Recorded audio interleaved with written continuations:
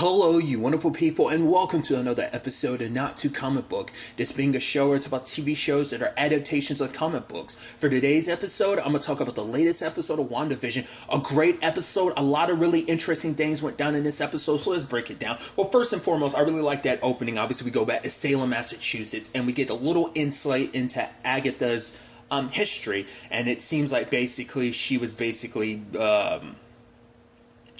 I don't know what her coven's initial plan was, where they were going to kill her, but basically she broke their rules and she started dabbling in the most dangerous of magics. But in particular, her mom is like the head of the coven and made that decision. So I don't know whether they were trying to strip away all her powers and make her just... Because I guess that would have been the ultimate punishment, was just make her a normal person. Or it was plans to kill her. I don't know. Whatever the case may be, she turned it back on them. And I don't...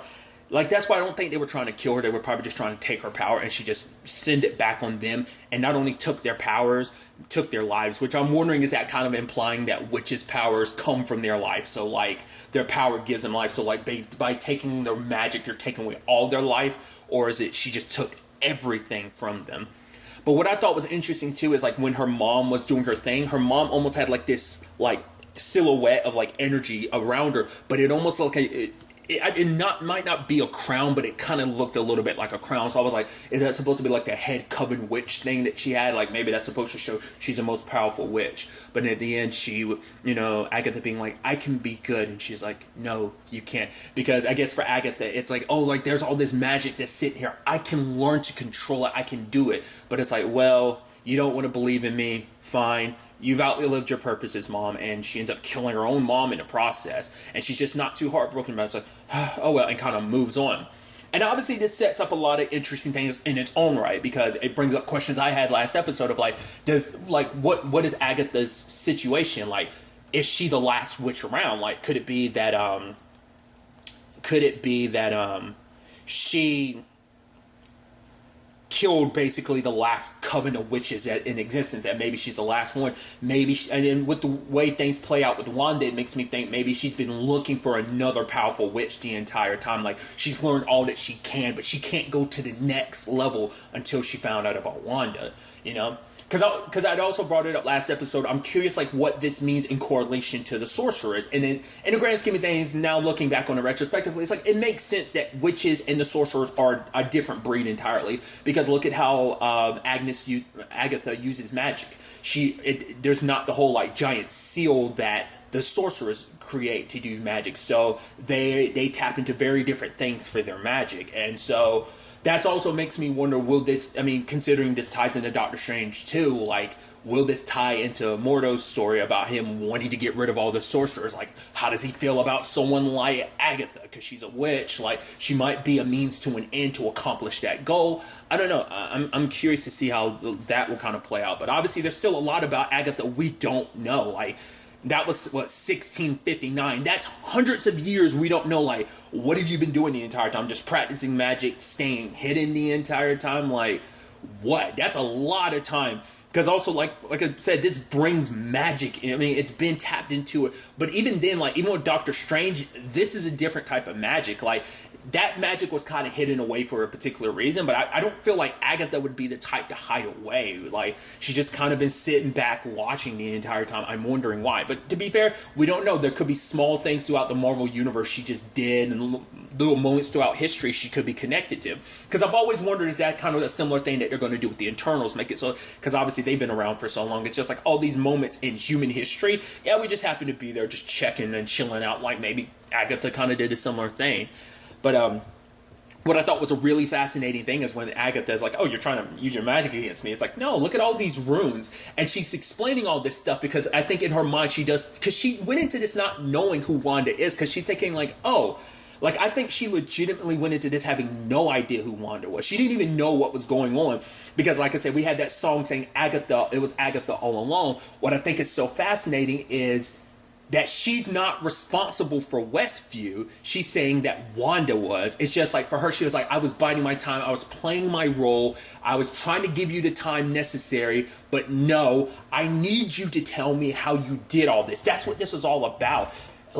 Agatha was trying to steer stuff along because it's like you're stuck in this dream delusion of this perfect happy life. I had to disrupt it a little bit to kind of push you closer and closer. And she's like, you're so close to tapping into what you're fully capable of. She even said like you almost got there with Pietro, because what she do, she kicked into it again because she expanded the hexagon. So that was proof of like, oh, you were so close to tapping into it again. But even then, Agatha doesn't understand the full scale of everything, because she brings up little things here and there. She talks about the fact is that she's able to create these illusions. She turned that little cicada or whatever into a bird, but for her it's like, it took me years to learn how to just make illusions like that. But she's like, everything you've created, you've literally got thousands of people under your grip.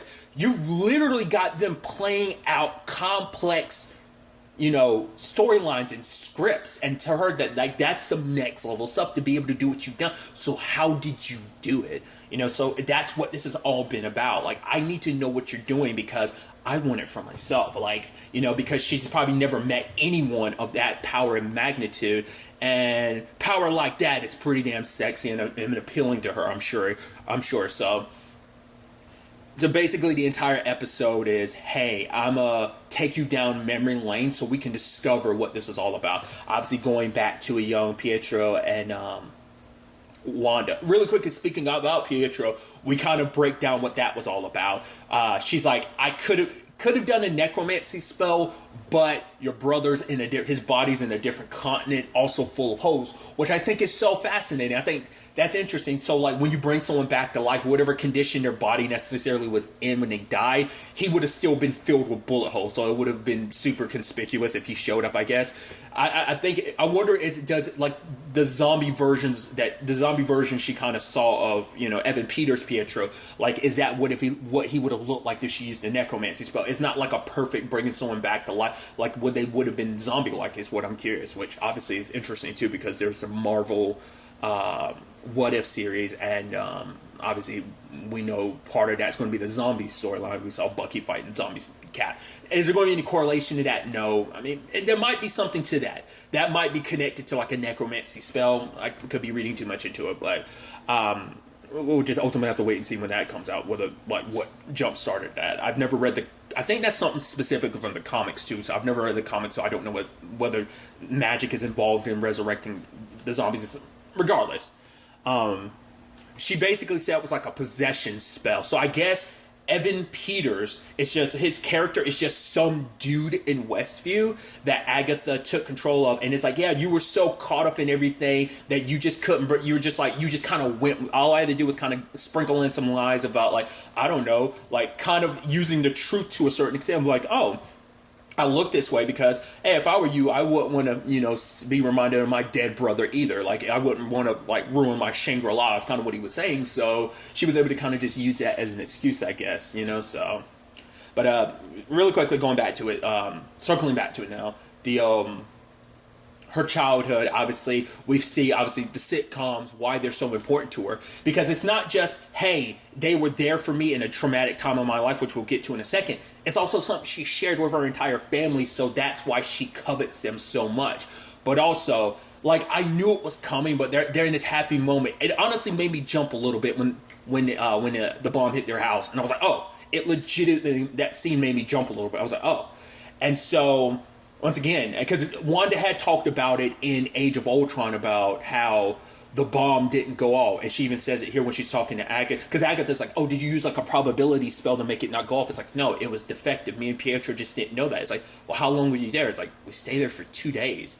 Because, and I thought it was interesting too, like, she's still watching the TV and she says the line of, it's going to be okay, like, I just got to wait till the end of the episode and I'm going to wake up and find out this was all a bad dream. Like, and that explains so much over the course of the show why we kept switching to different sitcoms. Because for Wanda, it's like if the episode's over, that means I get to wake up from this bad dream And usually what was the trigger for the show to move on to the next sitcom? Something bad happening in some regard, like some trigger setting her off. Granted, Agatha was the one, but, so Agatha played a role in why we were bouncing around in so many sitcoms, because it would trigger something in Wanda, and Wanda was going, no, wake up from the bad dream, and I wake up in, fresh new comedy, it's all good, the episode's over, but at the end something terrible happened. No, jump to the next sitcom. So that's kind of where things kind of were. And like I said, Agatha was there Agatha all along, right? She was there being the trigger to send Wanda. It kind of went toe and toe. She didn't realize what it would necessarily manifest itself as of moving on to the next sitcom.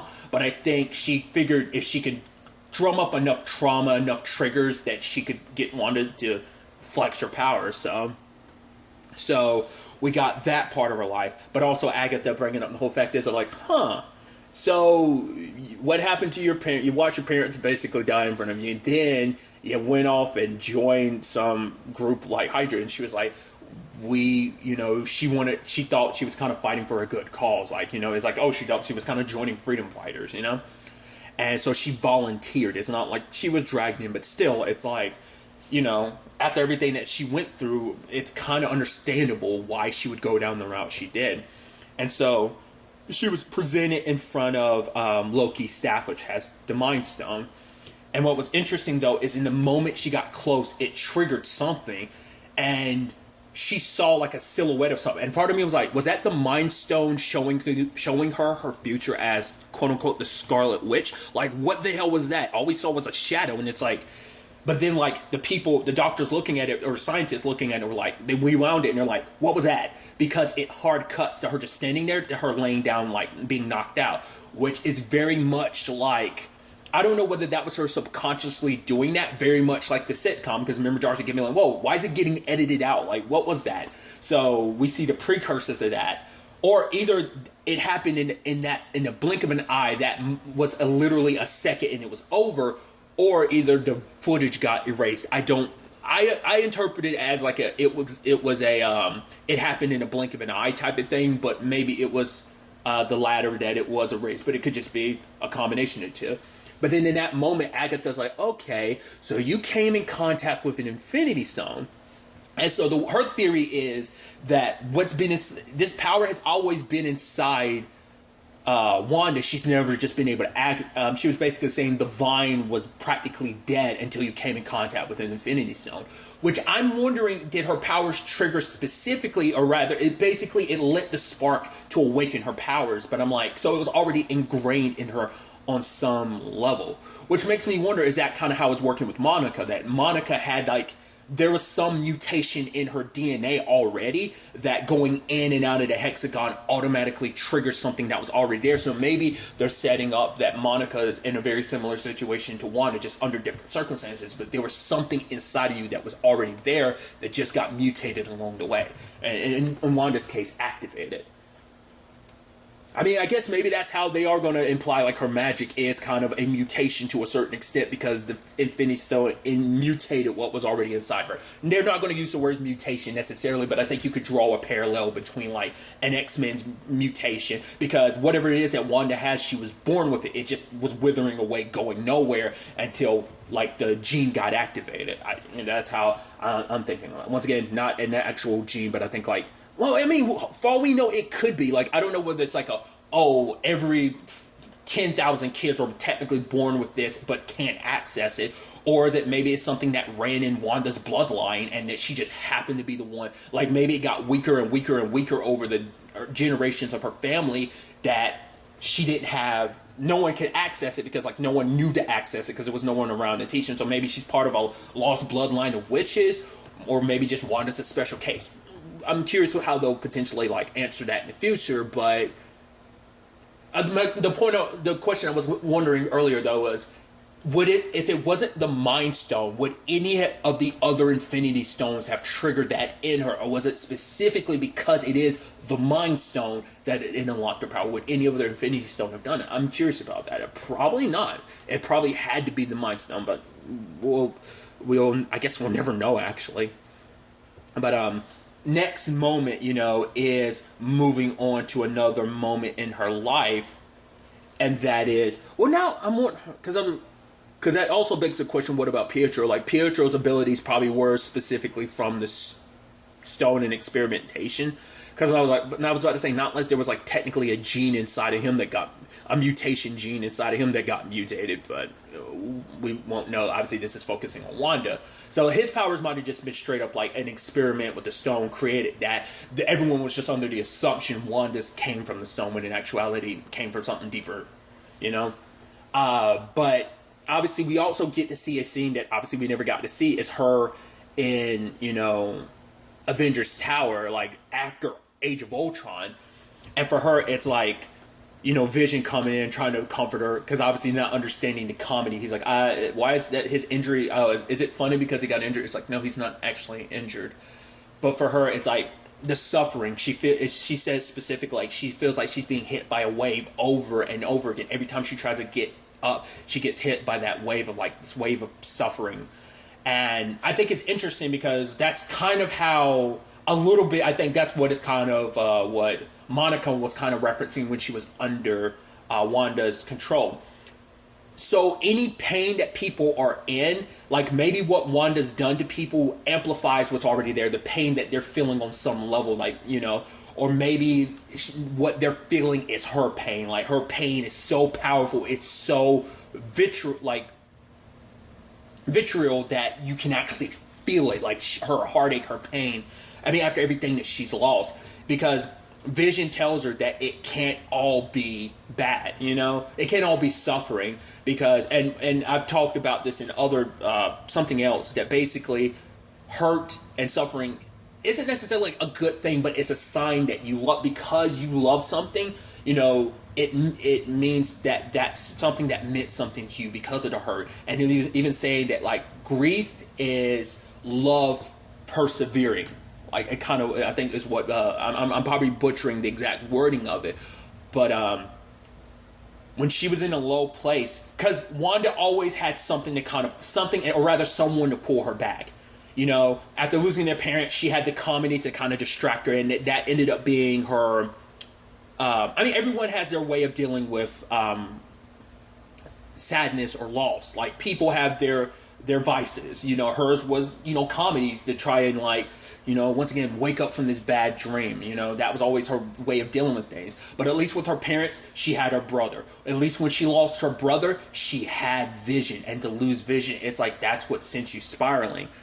And she's like, you wanted him back. It's like, yes, I wanted him back. So we see that moment she goes to Sword. And then I love it because that scene right there shows Hayward is a liar. Because that video he showed of her just coming and busting and stealing Vision, it's like, no, he fabricated that because she never actually took Vision. Because she actually went in there, she ain't going there raising hell. It's like, I need him. He deserves to be buried, you know? And Hayward is like, all right, send her in. And it's like, you can see him, and they were already dismantling him. And she's like, what are you doing to him? And he said it, it's like, you said you wanted to see it. He didn't say like you wanted to see him, you wanted to see it, is what he was saying. And it's like, you know, not even you can, like, basically reignite his spark or something like that. And then he was like, sorry, bring him back to life. Because I think this is interesting too, because he was under the assumption, like, are you going to try and bring him back to life? She's like, what? I wasn't going to do that. I just wanted to bury him. And he was like, Because I think he was hoping, and I think on some level, he wanted her to try and bring him back, which is so interesting because that also goes back to what people had pointed out about the whole Sparky thing when Billy and Tommy were like, oh, you can bring him back. Agatha was like, wait, what? You can? Because she didn't know the full extent of what Wanda was capable of. So it's kind of a mirror image a little bit of that, because now in the grand scheme of things, it makes sense. Hayward wanted her to try and bring Vision back. He was actually hoping she'd be able to, I think.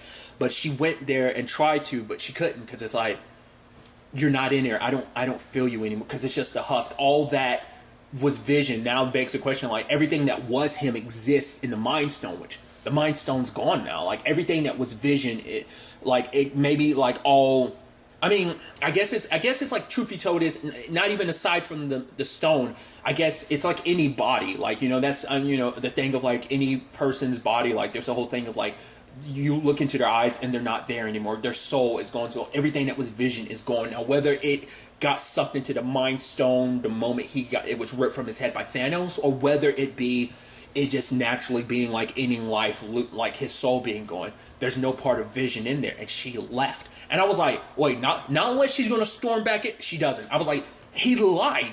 He showed that video to make a point how dangerous she is. But look at that. She didn't lose her shit and cause all this havoc and busted. She busted in her a little, but no, she's a woman grieving the loss of the man that she loved. Like, you know, it's like understandable. And even Hayward being a dick about it, being like, oh, well, I can't let you take $3 billion worth of vibranium and bury it under the ground because he's a weapon. It's like, no, he's not a weapon, you know, but it's like we're legally and ethically in our right. Because at first I was thinking like he was trying to come at this from the perspective of Vision being like, this is what he wanted. We're respecting his wishes. I thought that's where he was going to go, but it's like, no, you are looking out for your self-interest. Once again, to give him some form of leeway, we don't know the full extent of what went down in that 5 years that he was still around. A lot of people were. Like, probably went through a lot of struggles that it's like, to prevent an event like the blip to ever happen again, you need an ultimate weapon like Vision to kind of ensure, you know, Earth's safety, especially considering Earth is out a few heroes, because at this time, I mean, depending on when Falcon and Winter Soldier take place and what goes down in it, there's no Captain America. You're down in Iron Man. Vision's obviously dead. So, like,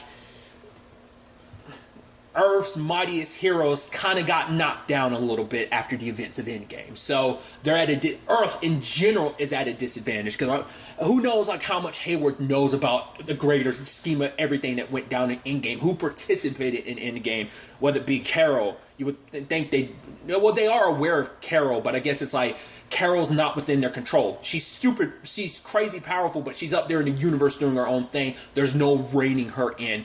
Wanda and Vision now, that's Vision being a machine, a little bit more easier to control than an all-powerful being like Captain Marvel is. So I think that's kind of where the line kind of gets drawn in that particular case. So I think it comes from a place of wanting to do the right thing, trying to protect Earth. He just being an asshole about it. That's how I chalked it up. But obviously we see Wanda had a letter and she found her way to Westview, and I'm like, okay. And it kind of played out a little bit like I thought. Like a couple episodes back, that was kind of my initial thought of what potentially triggered all of this, is that she landed in Westview. I was thinking maybe she was passing through. Maybe she saw a happy family together and made her think of not being with Vision anymore. And I figured that's what set her off. And to a certain extent, it kind of happened. But obviously, she's going through town. We're obviously seeing a lot of familiar faces outside of the sitcom stuff. And then she goes to where Vision was like, hey, this was going to be our house. We're going to build a home here to grow old together. And then that moment, like that wave hit her again. And it was too much until she erupted. That wave, instead of letting it hit her, she let that wave ripple out and strikes the entire town. And in that moment, she made a Vision, showing that this isn't Vision resurrected. She created a version of him, like everything, their house and everything, it was fake, because everything about their lives is technically fake. And in that moment, it's like, I have you again. And she just got swept up in the dream of it all, which Agatha's like, yeah, and she's happy because it's like, now I figured it all out. And at the end of it all, she's got Billy and Tommy, and it's like, she now knows what Wanda is. It's like, that magic you have is such a rare kind. Literally, the power of spontaneous creation, chaos magic, and you're up here doing sitcoms and shit with it. Like, that's what frustrates. It's like, so Agatha, it's like, I want that power for my own. So, and this is also leading to a sad point that some people have also, because obviously people reference the comic book that this is kind of based on, where like, apparently in the comic book that this kind of takes from, when Wanda's not around, her kids don't exist anymore.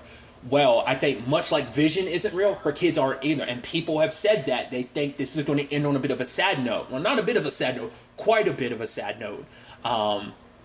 That her kids are going to disappear because, like a lot of stuff in that town, except for the people that were already there, her kids aren't real.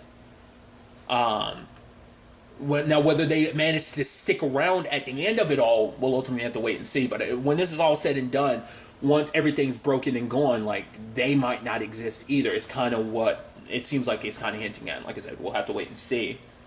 But on the outside, we find out what Hayward's been up to the entire time. It's like they've been trying to take him apart, put him back together, but to bring Vision back, they need a bit of that original source. So that's why I think he was hoping for that, but Wanda couldn't feel Vision, so she didn't feel the need to try and search her enemy. And like that's why he was kind of, I think he threw it out there because he threw out the idea of like, oh, bring back your soulmate. She's like, no, that's not when I'm here. Because I guess because Wanda already knew Vision's thing of like, I don't want to be brought back. You know, like maybe she already knew on some level. They probably had those conversations. You know, he didn't want to ever be used as a weapon like that. So it's like for her, it's like there's no part of Vision left. All it is a husk, so they can do whatever they want because the man she loved isn't in there anymore anyway. But I think he was trying to plant that seed in her head about bringing him back, and I guess to a certain extent, he kind of accepted that into her mind, and luckily it worked out because she was able to bring Vision back. But now that explains why when Darcy's like help him when like Vision was on the other side of the barrier and he was falling apart, because Hayward wanted to know like, okay, how did you manage this? Because now he realizes like, oh, that's not really, he probably realizes that's not real Vision. Because I think that also explains why he was tracking Vision, at least what they were kind of implying he was tracking Vision. Kind of about to say not unless he was secretly tracking Wanda, but it's like it seems like it was Vision. It was Vision he was tracking, but he was probably trying to understand the ins and outs of like how Vision was back, considering they had Vision's bodies. But this one, as he was seeing it fall apart, it's like, oh, listen to him, he's so real. It's like she was able to bring him back. But basically using the energy from that drone, it's like all they needed was the energy that brought, like her powers come from the Mind Stone, and the Mind Stone is what brought him to life. So they took that energy and they floated into Vision. So I think this is going to lead to the climax in the next episode where we have Wanda and Vision facing off against Vision. Because this is also a wink and nod to, once again, some more comic book stuff I'm not well versed in, but I've been listening to enough people to kind of understand all that. That I think, isn't that how Vision originally looked in the comic book? I think like that pale color he has right now, like at least this version that they rebuilt and stuff. I think that's how he originally looked in the comic books, or maybe later versions. I could be mixing, because I know there's like a whole bunch of stuff with Vision that I'm not well versed in, but I think that the way he looks now is like a comic book thing. Now, what that necessarily will mean at the end of the day, like maybe Wanda will be able to put his consciousness in that body, maybe not, because yeah, he's not real necessarily in Westview, but maybe she can. And some other people have thrown this out there too, which I think is an interesting theory, is that Vision can come back, but he won't remember anything about him and Wanda. That'll be the sacrifice to bring him back. She has to lose the man that she loves, but maybe it gives him an opportunity to fall in love all over again. It's the thing of she knows all this about him, but he won't remember anything about her. That could be one angle, but they could just make it a super sad thing of Vision's gone and there's no coming back from that, you know? We'll see. Really quickly, too, I wanted to talk about a line I meant to talk about earlier when Wanda and Vision were talking after the events of Age of Ultron at Avengers Tower about how, the Avengers compound, where it's like, he doesn't know what it's like to lose someone he loves. And that's something I've talked about before. Like, is that... Well, because he's always kind of known what's to be being alone, so he's never had the situation of being attached to someone to lose said person he's attached to. Once again, I'm curious if any of the Tony stuff is going to ever imply into that. Like, will he eventually remember, like, wait, I did lose someone I loved, you know? I mean, I guess technically at the end of it all, if he disappears, he will know to an extent, because he'll have to say goodbye to their boys, and he'll have to say goodbye to Wanda. It's like, we had this extra time, and, I'm glad. Like, I couldn't remember everything, but the time we spent together, yeah, but it was still fun, and I loved it, At least we had this time together. Not many people get that opportunity when it comes to the people they love, so... And how Wanda's going to feel at the end of all of this, my thought is maybe this how Doctor Strange plays into things. She learns, like, hey, I got this chaos magic. I need someone who knows magic to teach me how to control this, and enter Doctor Strange. Maybe whatever happens at the end of this with Wanda is what, obviously, the thing is, like, she's the one that jumpstarts the multiverse stuff. Like, her chaos magic goes too wild, and it sets off some stuff, and Doctor Strange, being the Sorcerer Supreme's gotta step in and fix this stuff, or, and maybe that's how this is all gonna play. I don't know. Next week's episode is the finale, and I'm so excited to see how this is all going to play out, where this story is going to end. You know, I mean, not even end, because this may be an ending in this chapter, but it's just the beginning for the MCU. Obviously, this is the opening act to Phase 4, and it's going to be so interesting to see the ripples that this has going down the line, because it's not just the stuff that we're aware of now, it's the stuff we won't even realize this played a massive role in years down the line. I mean, because think about it, you go from Iron Man to Endgame, like, come on, like, we don't know where WandaVision is going to take us, like, in the future, like, years down the line of this MCU, what that can necessarily translate to. But I am very, very excited to see what the finale has in store for us. But really, that's all I'm going to talk about. Till the next time we meet, be happy, be safe, live life to the fullest, and enjoy it. Good day, and goodbye.